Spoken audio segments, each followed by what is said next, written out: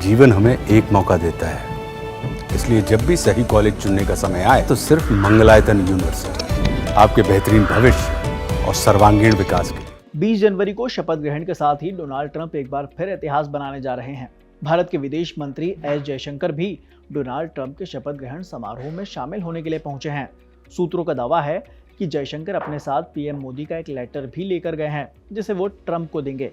दरअसल Jaishankar Donald Trump के शपथ ग्रहण समारोह में पीएम मोदी के विशेष दूत के रूप में भारत का प्रतिनिधित्व कर रहे हैं।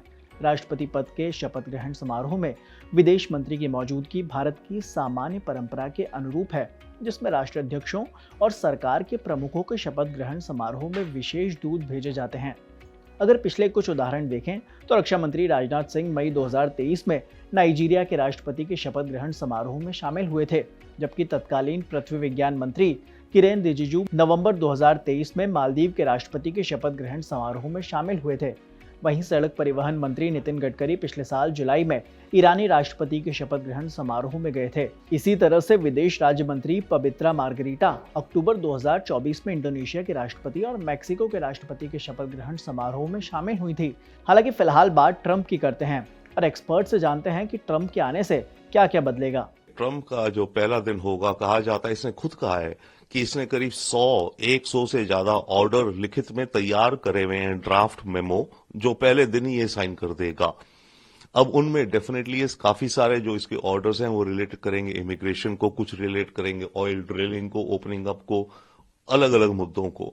जहां तक रही बात इमिग्रेशन की, डेफिनेटली इनको एक्ट करना होगा और ऑब्वियसली सबसे लो हैंगिंग फ्रूट जो होगा पहले, क्योंकि उसमें भी बड़ी क्वेश्चंस आएंगे, सबसे क्लियर इनको दिखेगा कि जो इलीगल इमिग्रेंट्स हैं, जो किसी क्राइम में इन्वॉल्व हैं या थे या कुछ चल रहा है, उसके बाद बाकी और जाते जाएंगे ये लोग।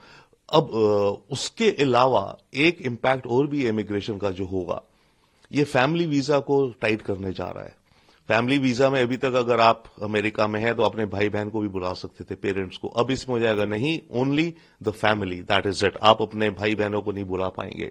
उसके अलावा ये इलीगल इमिग्रेशन का तो ये सारे मुद्दे रहेंगे। पर एक बात याद रखिए, ट्रंप जितने भी ऑर्डर्स इशू करेगा आज या आने वाले दिनों में, उनमें से कुछ ना कुछ ऐसे होंगे जो कि कोर्ट्स में चैलेंज होंगे, क्योंकि उन ऑर्डर्स में या तो ट्रंप अपनी अथॉरिटी एक्सीड कर रहा है, ट्रंप की अथॉरिटी नहीं है, वो अथॉरिटी अमेरिकन कांग्रेस की है उस तरह के ऑर्डर या लॉज बनाने की, या फिर ट्रंप जो कुछ ऑर्डर इशू करेगा उसमें कोई दांव पेच निकाल के दिखा सकते हैं कि ये ऑर्डर इलीगल है।